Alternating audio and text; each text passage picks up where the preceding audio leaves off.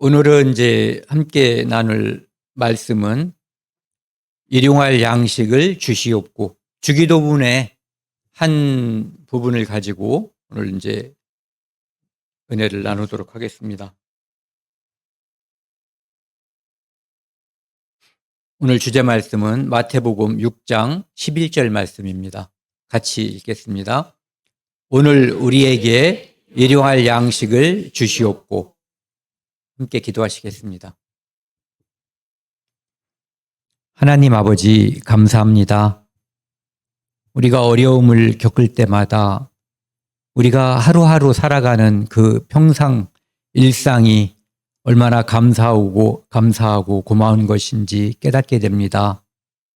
우리로 하여금 일반 삶 속에서 하나님을 느끼게 해주시고 하나님을 의지하고 또 하나님께 감사하고 그 은혜에 보답하는 그런 시간들이 될 수 있도록 도와주십시오. 오늘 하나님의 말씀, 특별히 일용할 양식을 주시옵고 라는 말씀으로 교제를 하려고 합니다. 처음부터 끝까지 함께 해주시고 우리에게 모든 것을 공급하는 분은 하나님이심을 이 시간 함께 깨닫고 알 수 있는 시간이 되도록 도와주십시오. 이 모든 말씀 우리를 사랑하시는 예수 그리스도 이름으로 감사하며 기도드렸습니다. 아멘.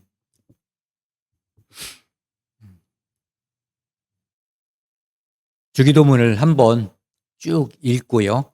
그 다음에 오늘 말씀을 나누도록 하겠습니다. 같이 읽겠습니다. 9절부터요. 그러므로 너희는 이렇게 기도하라. 하늘에 계신 우리 아버지여, 이름이 거룩히 여김을 받으시오며 나라가 임하옵시며 뜻이 하늘에서 이루어진 것 같이 땅에서도 이루어지이다. 오늘 우리에게 일용할 양식을 주시옵고 우리가 우리에게 죄 지은 자를 사하여 준 것 같이 우리 죄를 사하여 주시옵고 우리를 시험에 들게 하지 마시옵고 다만 악에서 구하시옵소서. 나라와 권세와 영광이 아버지께 영원히 싸움나이다. 아멘. 우리가 이 드리는 기도는 지난번에도 이제 봤던 것처럼 초월적인 아버지 하나님께 드리는 기도입니다. 아버지가 하나님이 된 사람들, 즉 거듭난 그리스도인들이 드리는 기도라고 볼 수가 있어요.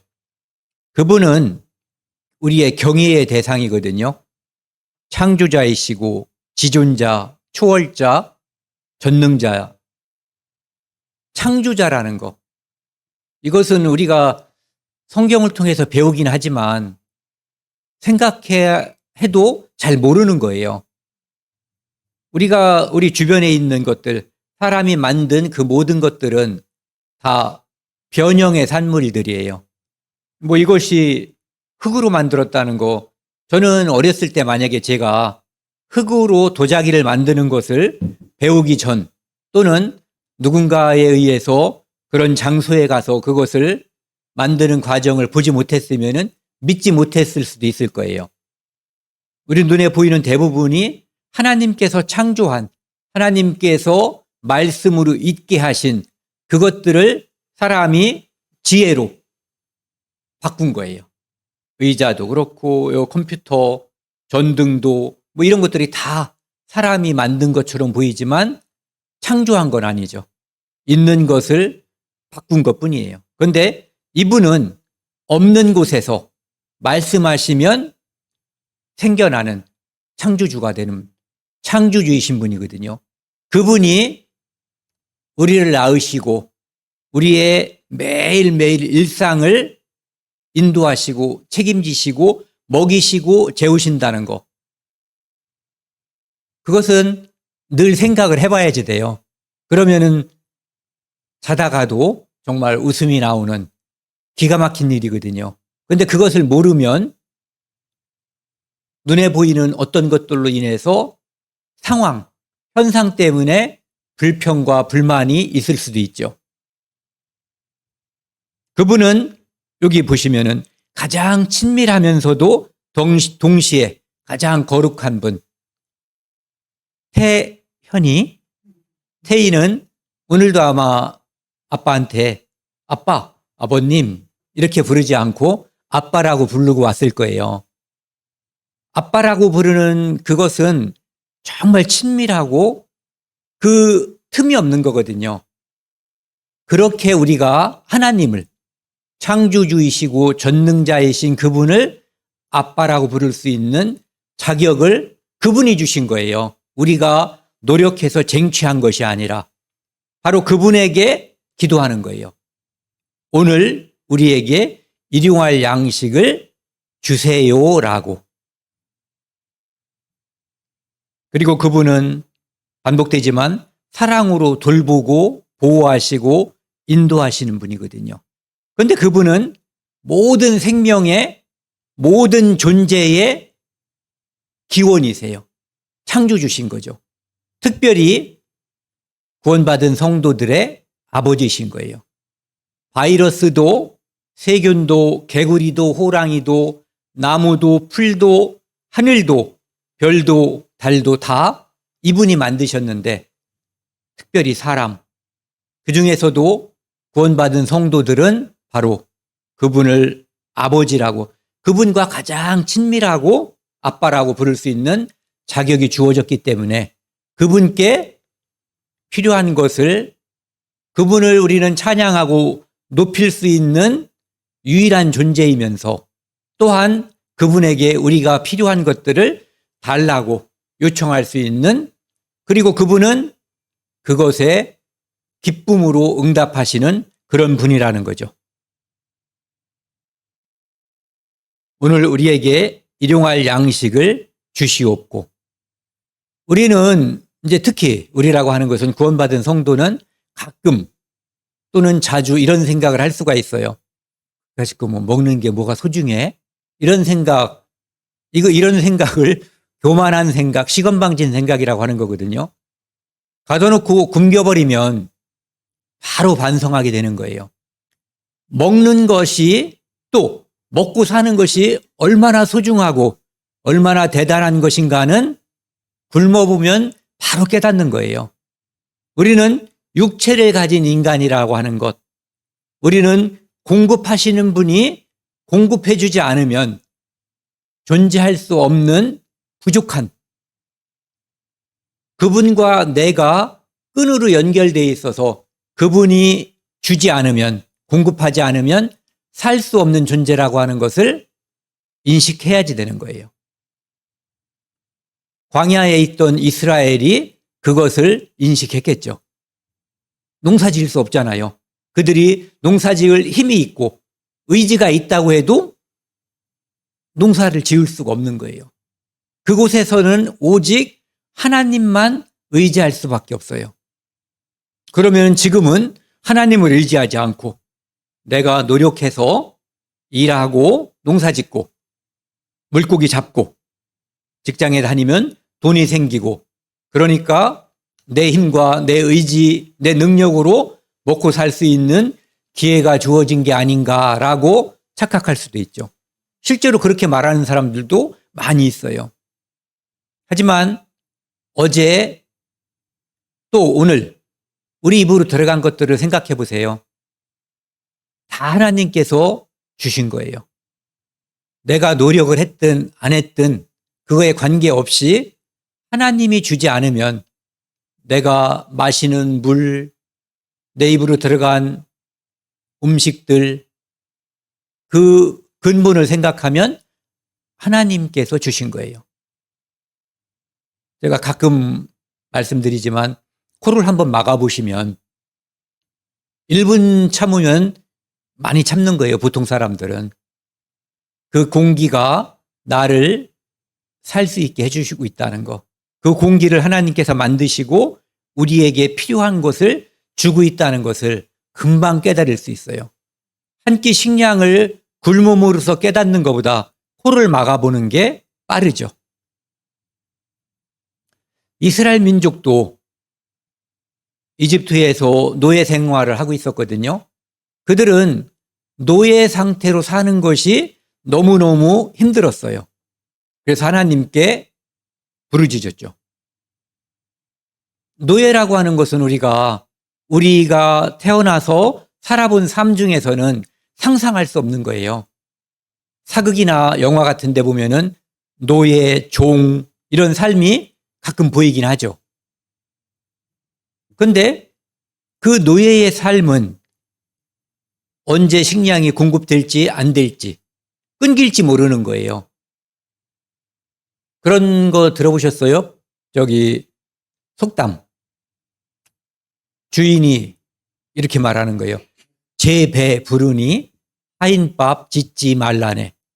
내가 어디 잔치집에 가서 배가 부르게 뚝뚝 두들길 만큼 먹고 왔어요. 그러면서 집에 와가지고는 나 오늘 저녁 안 먹어 이렇게 말하는 건 괜찮죠. 이렇게 말하는 거예요. 야, 오늘 저녁 하지 마. 그러면 하인들은 뭐 먹어요? 그것처럼 하인, 노예, 종 이런 사람들은 자기가 먹고 마시는 것이 주인의 손에 달려 있던 거예요. 그런데 그들은 이제 거기서 하나님께서 풀어주셨죠. 해방을 해서 광야로 나왔는데 하나님의 전능하신 손에 의해서 그들이 노예 상태에서 해방됐다라고 하는 것, 그 감사와 은혜를 금방 잊어버렸어요. 그리고 눈앞에 보이는 작은 불만, 작다고 한 건 제가 아까 처음 말씀드린 것처럼 실수한 거예요. 엄청난 거죠. 먹을 물이 없으니까 먹을 물 주세요 하면 되는데 먹을 물 없다고 바로 하나님께 원망과 불평, 불만을 터뜨린 거예요. 그 장면을 보시면은요, 이 출애굽 15장은 좀 전에는 하나님께서 그들을 이집트에서 건져주시고 홍해라고 하는 그 바다를 가르셔서 그들이 바다 한가운데로 탈출할 수 있게끔 해주셨어요.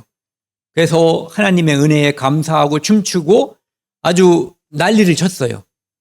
그런데 며칠 지나서 물이 없는 곳으로 가게 되니까 바로 화가 난 거죠.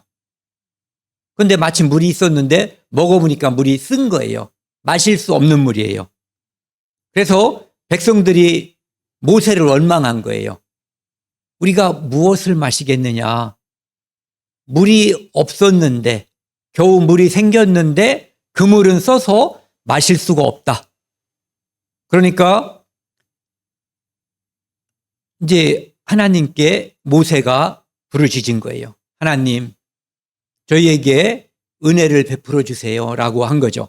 그러니까 여호와께서 이제 모세에게 방법을 알려주셨어요. 나무를 거기다가 특별한 나무죠. 그것을 던지면 그 물이 달게 될 것이다. 먹을 수 있는 물이 될 것이다. 그러면서 하나님께서 그곳에서 여기 보시면은 율법과 법도와 율례를 정했다고 그랬어요. 이것은 하나님의 법이에요. 이것을 해라 또는 하지 말라고 하는 법을 정하신 거죠. 그리고 그들을 시험했다고 되어 있어요. 그들을 훈련하시기로 하나님께서 작정하신 거예요. 그러면서 하나님 말씀을 듣는지 듣지 않는지, 하나님께서 그들을 처음으로 한번 훈련시킨 장면이 창세기 3장에 나오는 거예요. 2장, 3장. 그곳에서 하나님께서 3장에서 보면은 선악과를 동산 가운데, 에덴 동산의 가운데 두시고 먹지 말라고 하셨죠. 먹는 날에는 반드시 죽는다고 말씀을 분명하게 해주신 거예요. 그런데 그들은 그 시험을 통과하지 못했어요. 지금 하나님은 그들을 다시 시험하시는 거예요. 여호와의 말을 순종하고 내가 보기에 의를 행하며 내 계명에 귀를 기울이며 모든 율례를 지키면 하나님께서 복을 주신다, 이런 얘기예요. 그런데 하나님께서 지금 마라라고 하는 쓴 물을 주셨고 그 물을 달게 해주셨어요. 그런데 여기 보시면은 27절 같이 읽겠습니다. 그 엘림에 이르니 거기에 물샘 12과 종려나무 70그루가 있는지라 거기서 그들이 그 물 곁에 장막을 치니라. 지금 하나님은 전능하신 분이잖아요. 이스라엘 민족을 이끌고 가는 거예요. 어디로? 여기 엘림으로. 거기는 오아시스가 있는 곳이에요. 물이 풍부한 곳이죠. 그리고 과일나무도 있었을 거예요. 그곳으로 인도하는데 하나님을 믿지 못하기 때문에 지금 당장 불편함과 없음, 부족 때문에 불평과 불만을 터뜨린 거죠. 즉, 믿음이 없든가 부족했기 때문이에요. 그들은 10가지 재앙을 내려서 이스라엘을 이집트에서 건지신 하나님, 홍해를 가르고 그들을 탈출시키신 하나님에 대한 분명한 믿음이나 의지함이 없었던 거예요. 우리를 그렇게 초자연적인 힘을 통해서 이끌고 오셨는데 설마 여기서 우리를 목말라 죽게 하실까? 하나님이 무슨 방법이, 대책이 있으시겠지. 지금 우리가 오늘 또는 어제 먹은 음식들을 생각해 보세요. 내가 준비한 것이 하나나 있는가? 물론 마트에서 사오고 이런 건 내가 한 거예요. 그렇지만 그 음식의 근본을 따져보면 다 하나님께서 주신 거예요.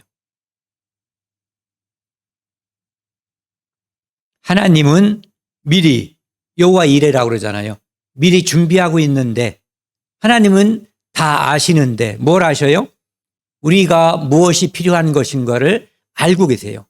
그런데 우리는 하나님에 대한 지식이 부족하거나 믿음이 부족하기 때문에 그것을 기다리기 전에 불평과 불만을 터뜨리게 되는 거죠.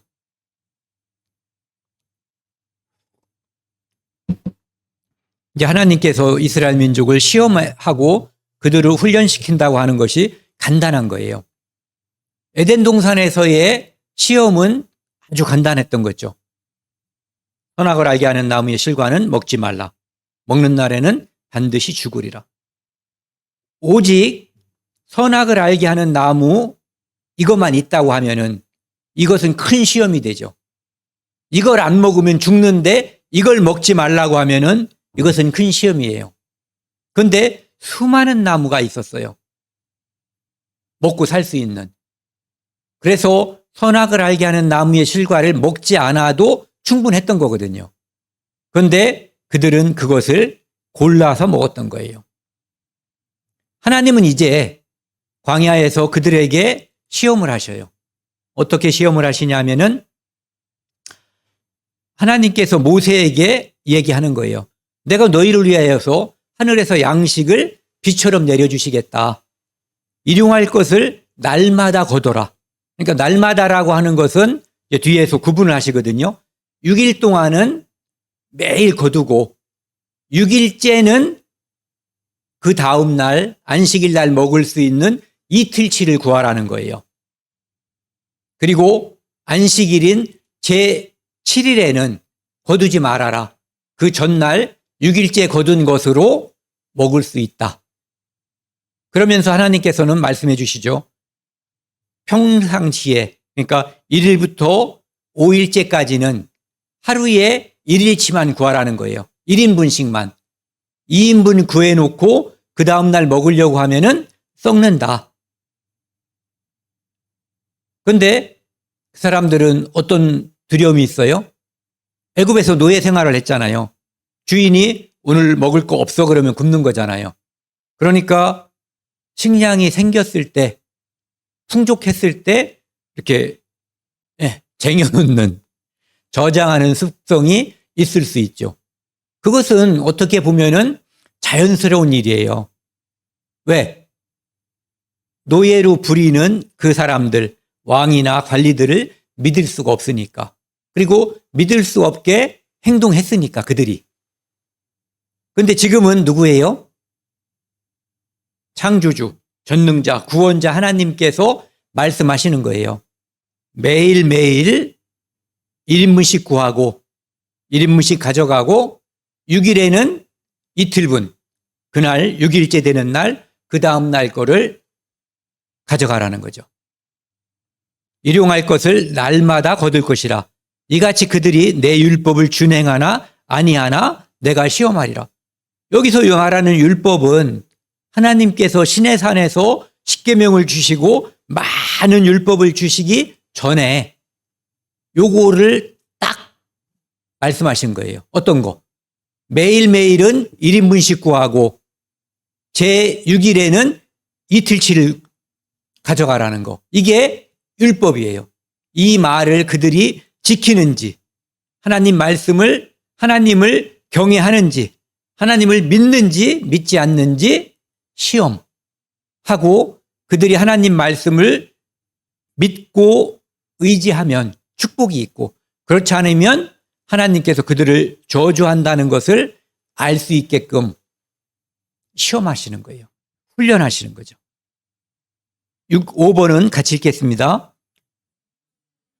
그들이 그 거두는 것을 준비할지니 날마다 거두는 것에 갑절 2배가 되리라 이렇게 말씀해 주신 거예요.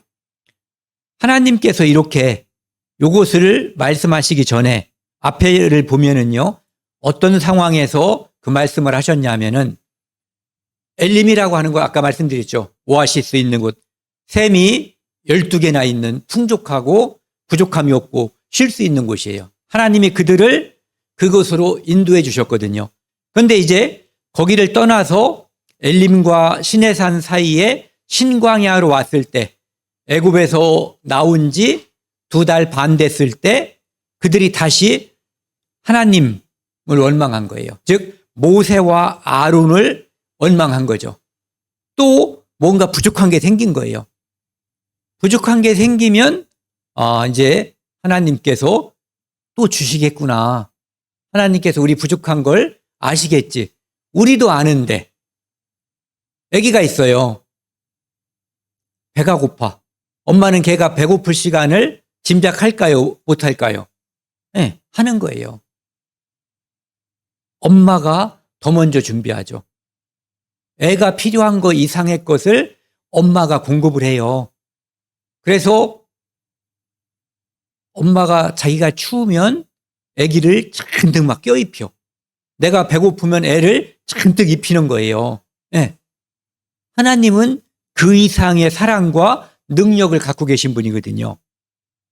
그러면서 그들이 그리워하는 게 있어요. 노예 생활하던 곳에서 고기 가마 옆에서, 즉 자기들이 주인을 위해서 고기를 삶을 때 조금씩은 떼먹을 수 있었을 거 아니에요. 그것을 그리워하던 거예요. 여호와의 손에 그때 죽었다면 좋았을 텐데. 만약에 아기가 엄마한테 오늘 지금 12시 반인데 배가 고파요. 그때 조금 기다리면 엄마가 지금 밥을 하고 있는데 그것도 못 참고 아이고 차라리 지금 죽었으면 좋았을 텐데 이놈의 엄마는 왜 밥을 안 주나? 이런다면 이게 바로 믿음이 없는 거거든요. 하나님을 알고 계시는 거예요. 준비하고 필요한 것을 채울 뿐이거든요. 너희가 이 광야로 우리를 인도해내요. 말은 너희가라고 했지만 하나님을 원망하는 거죠.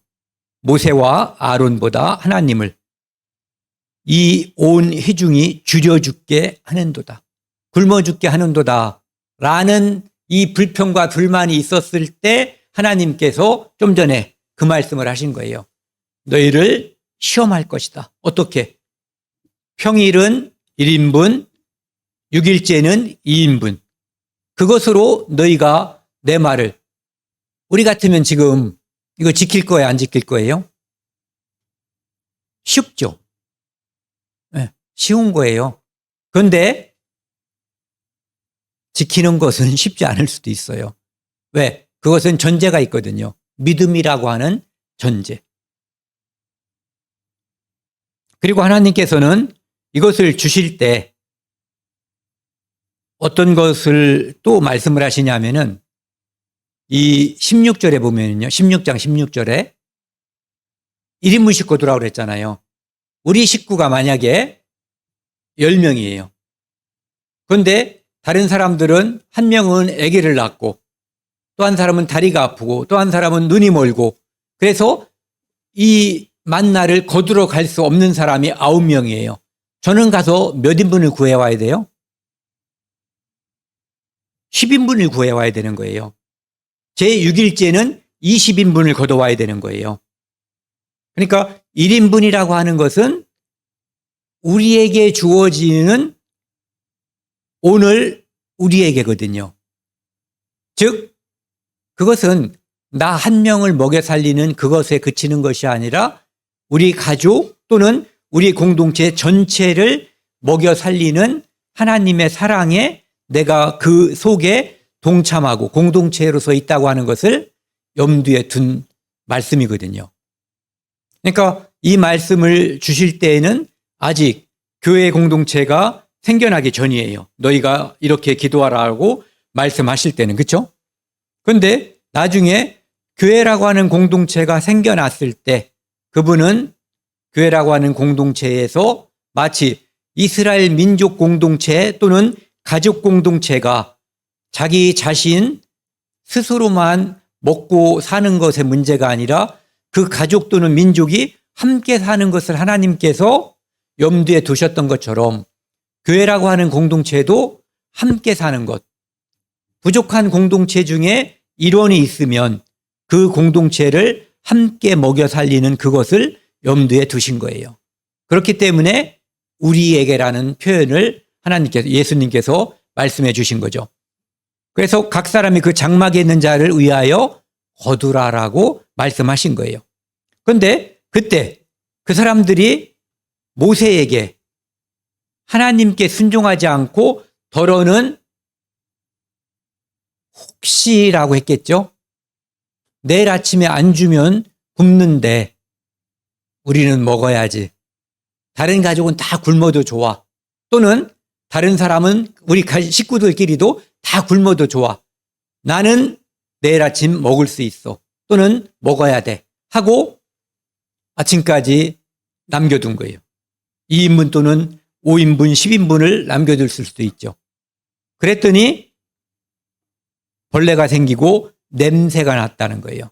그러니까 모세가 화를 냈다. 하나님이 그들에게 화냈다. 준비성이 많아서 화낸 거예요? 네.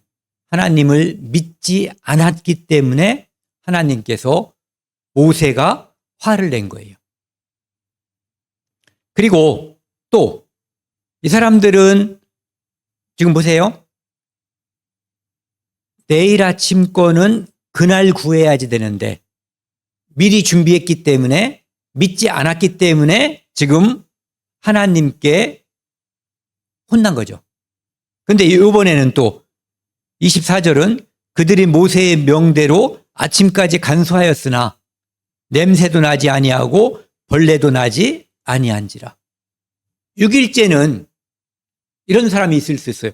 매일매일 떨어졌는데 난 내일 가서 구할래. 이 사람 믿음 있는 거예요, 없는 거예요? 고집이 있는 거죠. 믿음이 있는 게 아니라. 말씀을 경홀히 가볍게 여기는 거예요. 하나님께서 내일은 없으니까 오늘 2인분을 구하라고 했으니까 그것을 구해야 맞는 거예요. 2인분을 구하지 않는 사람도 잘못이고 평상시에 2인분을 구하는 사람도 문제가 있는 거죠. 그런데 2인분을 구하라고 한 하나님께서 말씀하신 그것을 순종했을 때는 냄새도 나지 않고 벌레도 생기지 아니했다라고 돼 있어요. 27절은 같이 읽겠습니다. 그런데 이런 사람도 있었다는 거예요. 7째 날에 백성 중 어떤 사람들이 거두러 나갔다가 얻지 못하니라. 그러니까 평일에 2인분을 거둔 사람이나 6일째 1인분을 거두고 7일째 거두러 간 사람이나 똑같은 사람이죠. 어떤 사람? 하나님 말씀을 믿지 않는 사람이에요. 하나님께서 믿지 못하게 행동했기 때문에 믿지 못한 것이 아니라 그가 그냥 하나님을 자기처럼 생각했기 때문에 믿지 않은 거예요.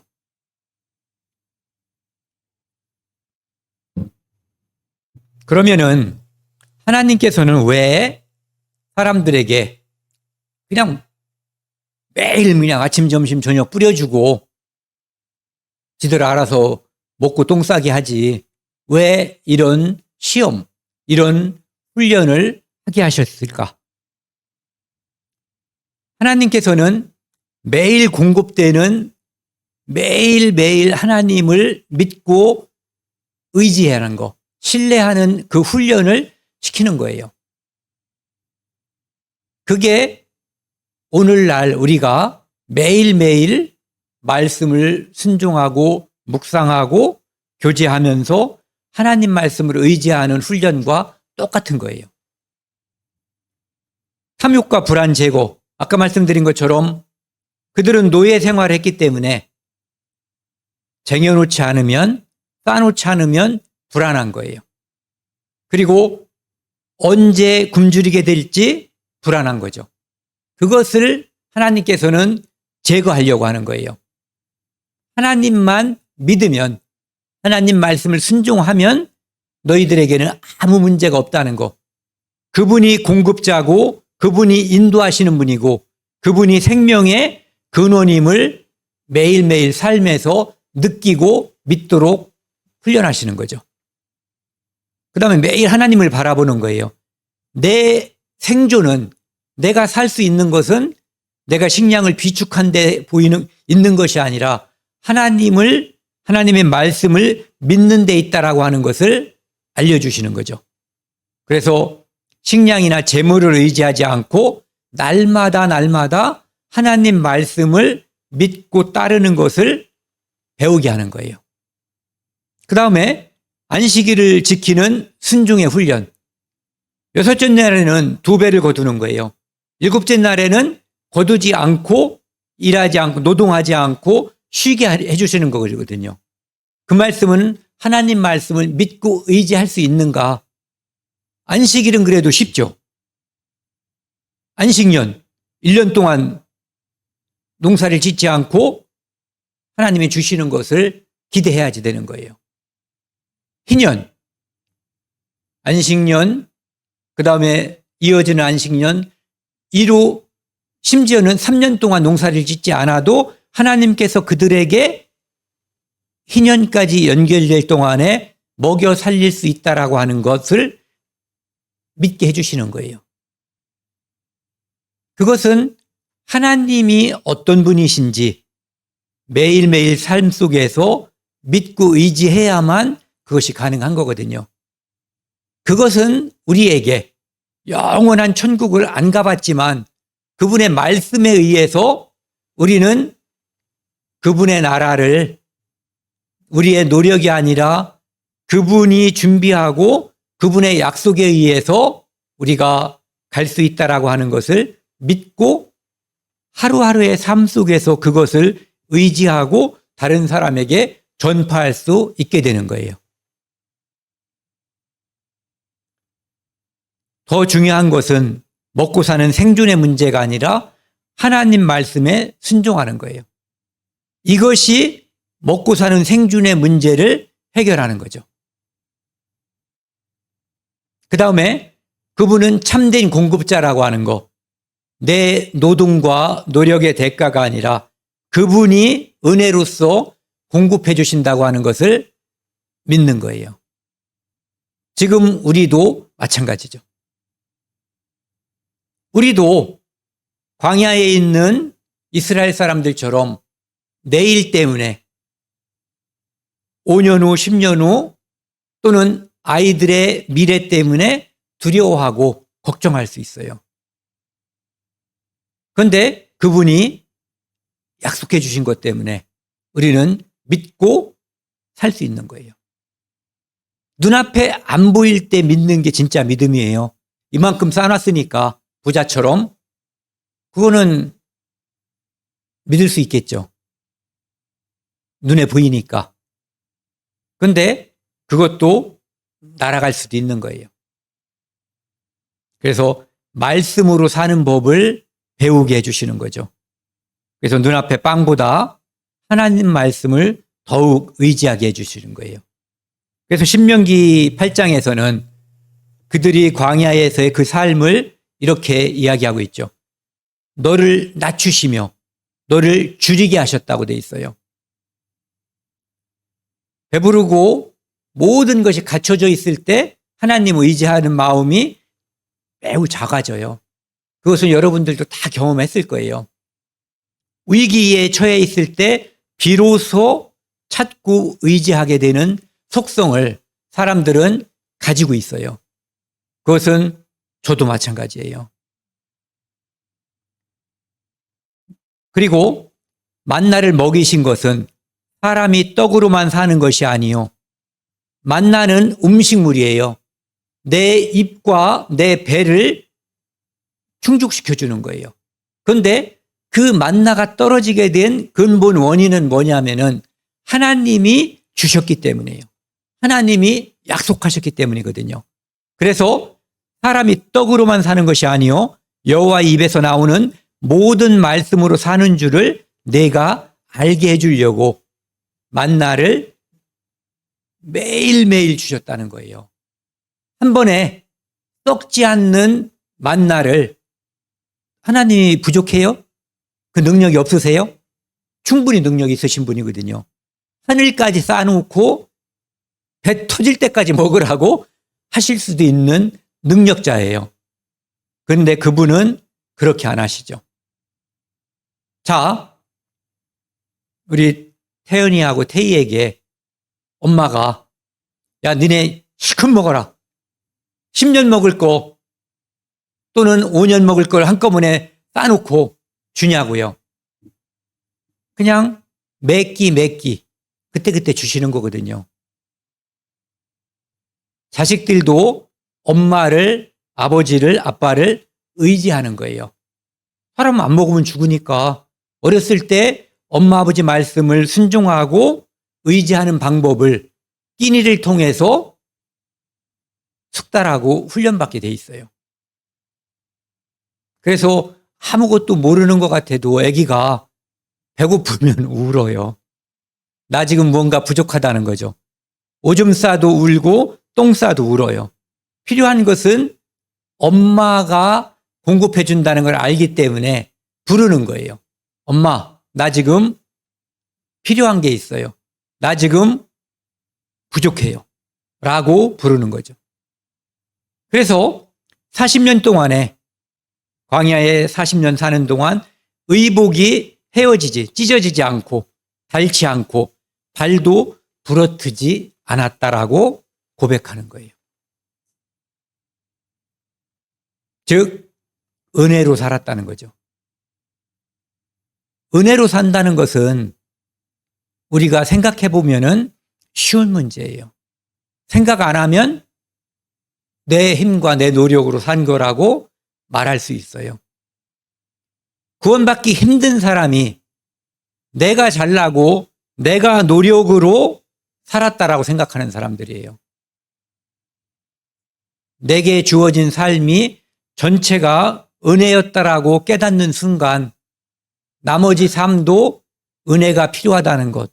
특별히 내 죄를 용서받고 하나님께서 준비한 천국에 가는 데는 반드시 은혜만이 필요하다는 것을 깨달아야 되는 거예요.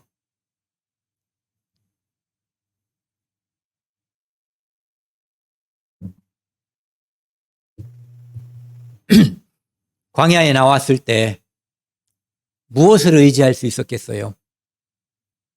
풀 한 폭이 없고 나무 그늘도 없고 먼지 나고 물 없어요. 태연이 같으면 여기서 이런 상황에 들어가 있다면 어떻게 기도하겠어?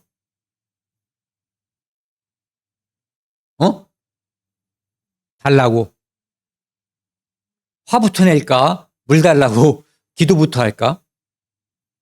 화부터 낼 것 같아? 죄인의 속성이야.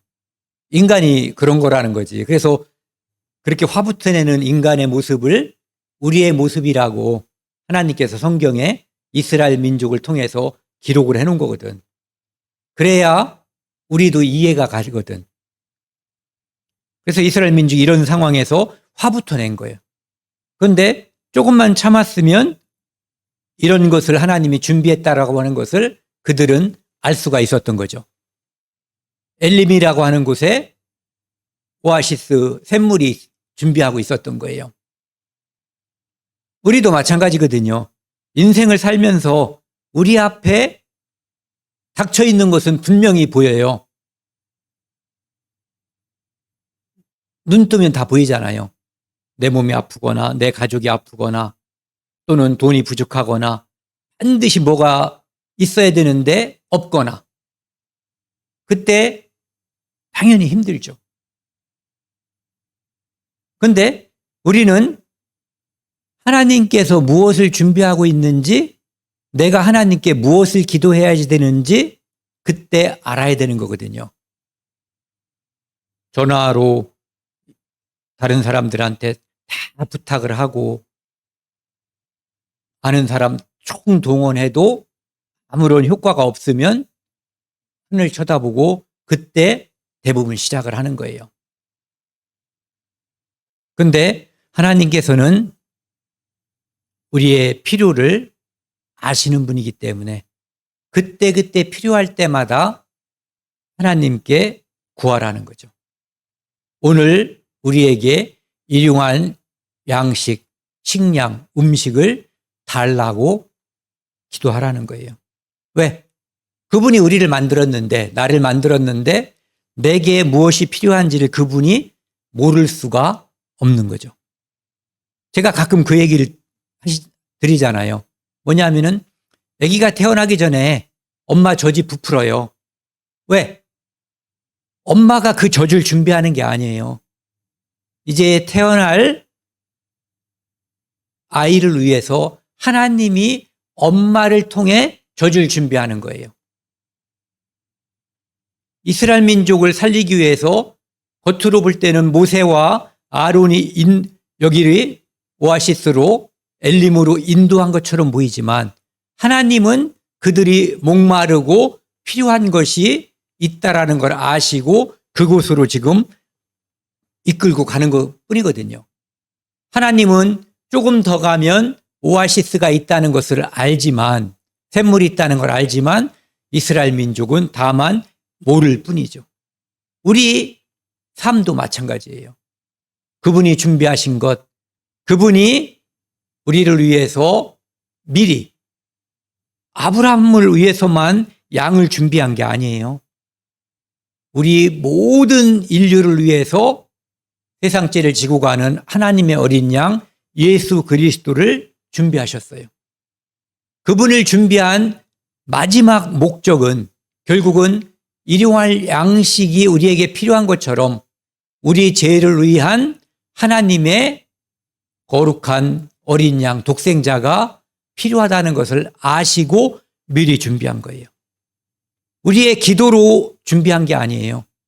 그분이 우리에게 필요함을 아시고 미리 세상죄를 지고 가는 하나님의 어린 양을 준비한 거죠.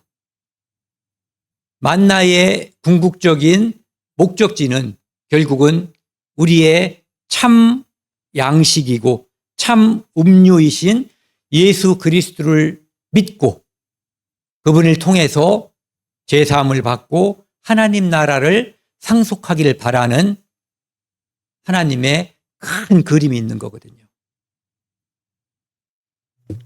마태복음 6장입니다.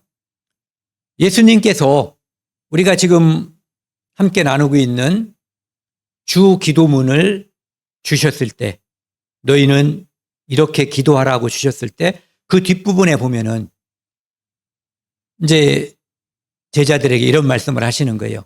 공중의 새를 봐라. 우리도 한번 생각을 해보세요. 지금 당장 새가 무엇을 준비하고 어떤 노력을 어떤 계획을 세우고 살고 있는지 심지도 않고 거두지도 않고 창고에 모아들이지도 아니하되 않는데 너희 하늘 아버지께서 기르시나니 새가 먹고 사는 것이 우리는 우연이라고 자연이라고 생각했는데 예수님은 하늘 아버지께서 하나님께서 그들을 먹이고 기르신다라고 말씀하시는 거예요. 이거 수긍이 되시나요? 저절로 된 거겠지. 예수님은 하늘 아버지께서 기르신다는 거예요.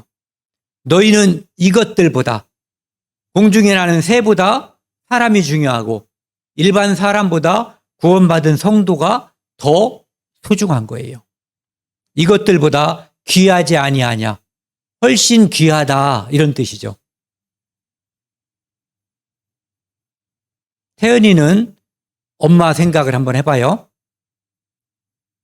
태연이 친구가 엄마가 느끼기에 태연이 친구가 소중할까? 태연이가 소중할까? 내 자식. 물론 태희가 있으니까 그냥 착하네. 너희 중에 누가 염려해가지고 키가 한 자라도 클 수 있냐 이거예요. 요즘 키 크는 약 많이 팔죠. 네, 영양제 비슷한 거 많이 파는데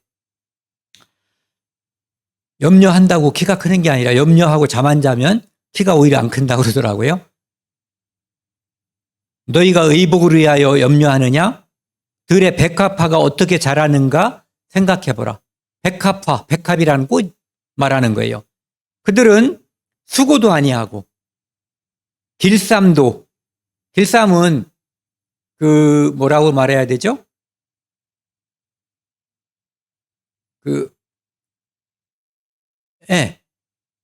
옷감을 만드는 작업을 말하는 거예요. 실을 가지고 옷감을 만드는 거 그런 것도 안 한다는 거죠. 길쌈도 아니하느니라.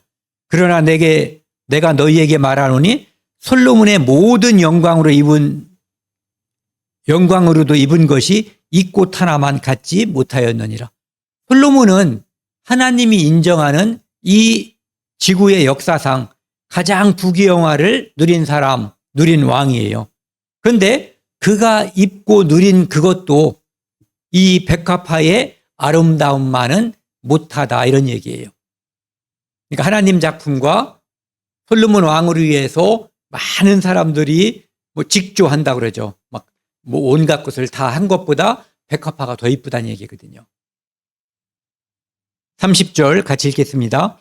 오늘 있다가 내일 아궁이에 던져지는 들풀도 하나님이 이렇게 입히시거든 하물며 너희일까 보냐. 믿음이 작은 자들아. 해석할 여지가 없죠.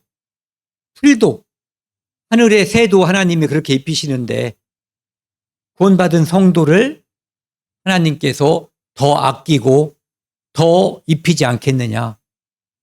어떤 왕이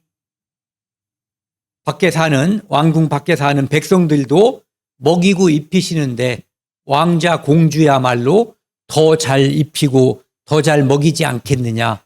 이렇게 생각해 보면 이해가 쉽죠. 하물며 너희일까 보냐. 야 이놈들아, 개들도 한낱 미물도 하나님이 먹이고 입히시는데 내 자식은 오죽하겠느냐라고 말씀하시는 거죠. 그러므로 염려하여 이르기를 무엇을 먹을까, 무엇을 마실까, 무엇을 입을까 하지 말라.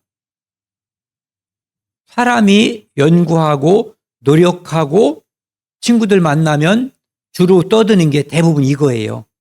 아파트값 올랐대, 어디에 투기했대, 주식값 올랐대, 이게 다 이런 내용들이란 말이에요. 네. 이는 다 하나님 모르는 사람들이 구하는 거라는 거예요. 그러면 하나님 아는 사람들, 구원받은 사람들 그게 필요 없냐? 아니라는 거죠. 그것이 필요하다는 것을 하나님이 아시고 그들이 필요한 것만큼 많이도 말고 적지도 않게 주신다는 거예요. 노란 글씨 같이 읽겠습니다. 너희 하늘 아버지께서 이 모든 것이 너희에게 있어야 할 줄을 아신다. 안다는 거예요. 전능자가 전지전능하신 창조주께서 내 자식이 무엇이 필요한 거를 아신다는 거예요. 그러면 끝인 거죠. 우리는 저도 그렇고 여기 계신 부모님들도 다 마찬가지지만 내 자식이 필요한 게 무엇인지 알지만 부모인 내 능력이 부족해서 그 공급을 못 해줄 때가 많아요. 그렇죠? 네.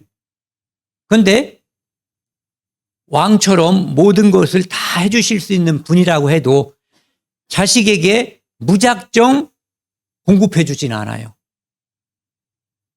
칼 달라고 해서 칼을 주거나 어린애한테 하루에 용돈을 100만 원씩 주거나 이런 짓거리는 안 하는 거예요. 그 아이에게 필요한 것, 그 아이에게 성장에 도움이 되는 그 정도를 알고 도와주고 필요한 것을 공급해 주는 거죠. 하나님이야말로 다 아시고 충분하면 탕자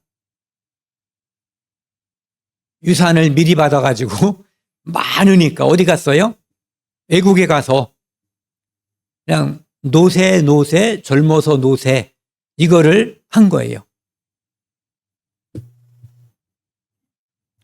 디모데전서 6장에는 보면 이런 표현이 있어요. 우리가 먹을 것과 입을 것이 있은즉 족한 줄로 알 것이니라. 하나님은 그것을 알고 있기 때문에 그것을 공급해 주실 수 있는 능력만 있는 게 아니라 공급해 주시는 의지도 있다는 거죠. 구하려 하는 것은 오늘 먹을 게 없는데 먹을 거 주세요. 이것이 구하려 하는 게 아니에요. 먹을 게 있는데 더 많이 내년은 어떻게 하고 10년 후에는 어떻게 하고 우리 자식들은 어떻게 하고 라고 계속 쌓으려고 하는 그 속성을 말하는 거예요. 그러면 그것은 그것으로 인해서 거기에 치중하게 되면 자, 이런 걸 생각해 보자고요. 주식에 돈을 투자하는 것은 좋은 일일까요? 나쁜 일일까요? 충분히 할 수 있는 일이에요. 좋은 일, 나쁜 일에 범주에 들지 않는 거예요. 그런데 매일 그것만 생각하고 올라가면은 바로 그거 돈 쓰러 그냥 나가서 아까 말한 노세를 하고 떨어지면은 세상이 멸망한 것처럼 하나님이 나는 사랑하지 않나 봐 라고 생각하는 그런 마음이 있다면 그게 문제인 것이지 투자하고 거기에 대한 소득을 얻고 그리고 미래에 대해서 준비하는 것 그것을 말하는 게 아니에요. 지나친 욕심과 하나님을 불신함 때문에 내 신앙이 망가지는 것을 염려하는 거죠.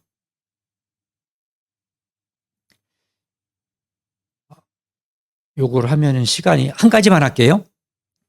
원래 이제 제가 톨스토이라고 하는 분 아시죠? 그분이 쓴 책 중에 이제 짧은 것이 있는데 작은 악마와 빵 조각 또는 사람에게는 얼마만큼의 땅이 필요한가 둘 다 읽어보세요. 저는 간단하게 넘길 거예요. 어떤 사람이 농부가 있어요. 그 농부도 만족하고 살고 있었고 제가 지금 사람에게는 얼마만큼의 땅이 필요한가를 이야기할 거예요. 그 부인도 언니는 도시에 나가서 시집가서 도시에서 살아요. 도시에서의 화려한 삶과 그런 것에 대해서 아주 자부심을 느끼고 여동생에게 너 이렇게 살면 이거 재미없지 않냐? 농사 짓고 이게 뭐냐? 그런데 그 동생은 언니의 삶보다 농사 지면서 살고 하나님을 의지하는 그 삶에 대해서 기쁨을 가지고 있어요. 남편도 역시 마찬가지죠. 그들은 노력을 해서 부자가 돼요. 점점. 그런데 땅을 많이 가지면 가질수록 욕심이 비례해서 점점 늘어나는 거예요. 전 같으면은 나는 이만큼만 있으면 만족할 텐데 그게 주어지니까 더 큰 것을 기대하고 그것만 있으면 행복할 것 같아요. 그러다가 마침내 어떤 사람이 땅을 이렇게 준다는 거예요. 네가 하루 동안에 쭉 걸어가서 제자리로 돌아오는 데까지 찍어놓은 모든 땅을 너에게 준다는 거예요. 여러분들에게 그런 제안이 온다면 좋겠어요? 안 좋겠어요? 좋겠죠. 이 사람이 이제 드디어 됐다. 나는 이제 더 이상 욕심 부릴 필요가 없는 거예요. 그래서 아침에 출발해서 이렇게 쭉 가다가 여기서 한번 꺾는 거예요. 왜? 여기 갔다 이렇게 돌아오면 땅이 없잖아요. 금밖에. 그러니까 꺾어서 면적을 만들어야 되니까 좌측으로 꺾어가는 거예요. 그냥 가다가 또 여기서 한 번 더 꺾고 또 꺾어야 여기까지 오잖아요. 사각형이 돼야지 되잖아요. 원이 되든.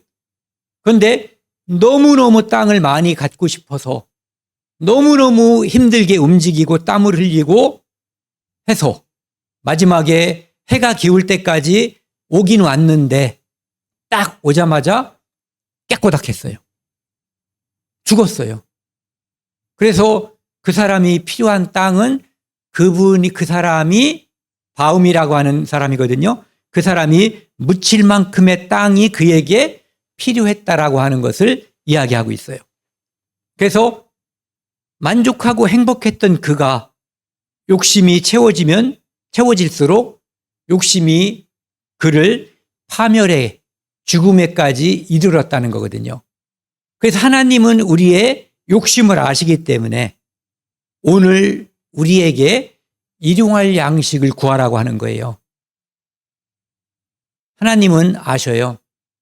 여기 있는 모든 사람들에게 지금 만약에 100억이나 1000억이나 주면은 지금처럼 경건하거나 교만하지 않은 삶에서 벗어날 거라고 하는 것을 하나님은 아셔요. 로또에 당첨된 사람들이 99.9%가 아니라 100%가 예전보다 불행해졌다라고 하는 것은 그들이 간증하는 거예요. 그들만 쓰레기 인간이 아니에요. 인간은 그렇게 되어 있고 하나님은 그 인간의 속성을 아시기 때문에 이렇게 기도하라는 거예요. 아굴이라고 하는 사람은 하나님께 이렇게 기도했어요. 나를 가난하게도 마옵시고 부하게도 마옵시고 오직 필요한 양식으로 나를 먹이시옵소서. 왜? 9절 같이 읽겠습니다. 혹 내가 배불러서 하나님을 모른다. 여호와가 누구냐 할까 하오며 혹 내가 가난하여 도둑질하고 내 하나님의 이름을 욕되게 할까 두려워함이니이다. 내가 배부르면 그렇게 교만해질 수 있고 자기는 자기를 아는 거예요. 그리고 배부르면 그렇게 교만해지는 인간이 될 거고 배고프면 기다리고 참는 게 아니라 남의 담을 넘을 거라고 하는 것을 본인이 알고 있는 거예요. 겸손한 기도라고 볼 수가 있죠.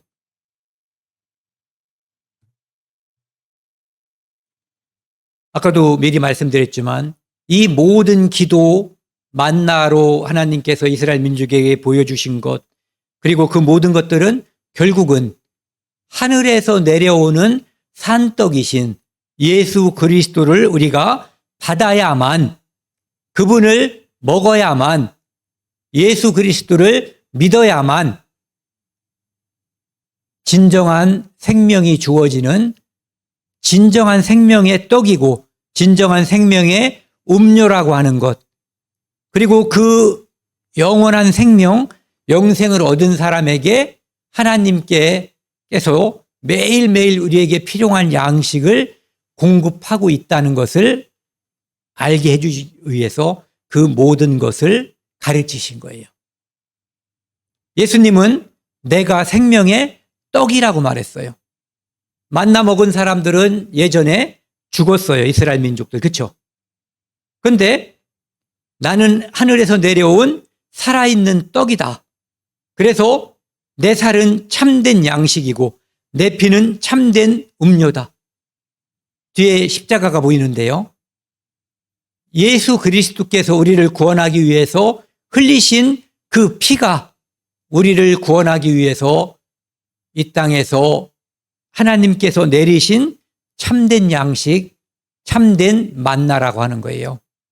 우리는 그 만나를 구해야지 되는 거예요. 예수 그리스도를 구해야지 되는 거예요. 그래야 우리가 영생할 수 있고, 만나는 먹었지만 죽었고, 영생하는 만나인 예수 그리스도를 우리가 먹으면 또 믿으면 영생할 수 있다는 것을 알려주시는 거예요. 이 떡을 먹는 자는 영원히 산다라고 약속해 주셨어요. 그것이 만나와 예수 그리스도의 차이점이에요. 오늘은 여기까지 하고요. 다음 시간에는 그 다음 구절, 우리가 우리에게 죄 지은 자를 사하여 준 것 같이 우리 죄를 사하여 주시옵고 라는 구절을 통해서 하나님의 은혜를 나누고자 합니다.